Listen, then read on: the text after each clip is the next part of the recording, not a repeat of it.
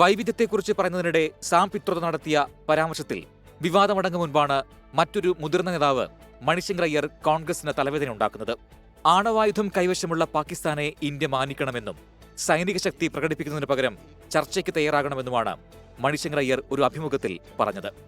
ऐसे बम वगैरह रखकर आप उसको इस्तेमाल करने का रोको, लेकिन यदि आपने उनसे बात की, उनको इज्जत अफजाया, तो तभी जाकर वो अपने बम के बारे में नहीं सोचेंगे.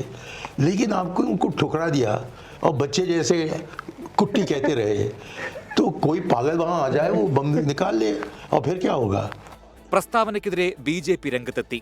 ഇന്ത്യൻ സേനയെ വിശ്വാസമില്ലാത്തവർക്ക് പാകിസ്ഥാനിലേക്ക് പോകാമെന്ന് ഉത്തർപ്രദേശ് ഉപമുഖ്യമന്ത്രി കേശവദാസ് കേശവ് പ്രസാദ് മൗര്യ പ്രതികരിച്ചു. മണിശങ്കർ അയ്യർ പാകിസ്ഥാന് വേണ്ടി പ്രചാരണം നടത്തുന്നുവെന്ന് കേന്ദ്ര സഹമന്ത്രി രാജീവ് ചന്ദ്രശേഖർ വിമർശിച്ചു. The Congress party today acts like, behaves like, talks like an apologist for Pakistan and Pakistan-based terror. And Manishankar Ayyar's statement is one clinching evidence of this pattern of Congress's behavior towards Pakistan and Pakistan's terror. വിവാദമായതോടെ മണിശങ്കർ അയ്യരുടെ പ്രസ്താവന കോൺഗ്രസ് തള്ളി. പറഞ്ഞത് party നിലപാടല്ലെന്നാണ് വിശദീകരണം. BJP പഴയ വീഡിയോകൾ പ്രചരിപ്പിച്ച് ശ്രദ്ധ തിരിക്കുകയാണെന്ന് പവൻ ഖേര കുറ്റപ്പെടുത്തി. ചൈനയെ പേടിക്കണമെന്ന വിദേശകാര്യമന്ത്രിയുടെ വീഡിയോയും പവൻ ഖേര പങ്കുവച്ചു. 24 ഡൽഹി.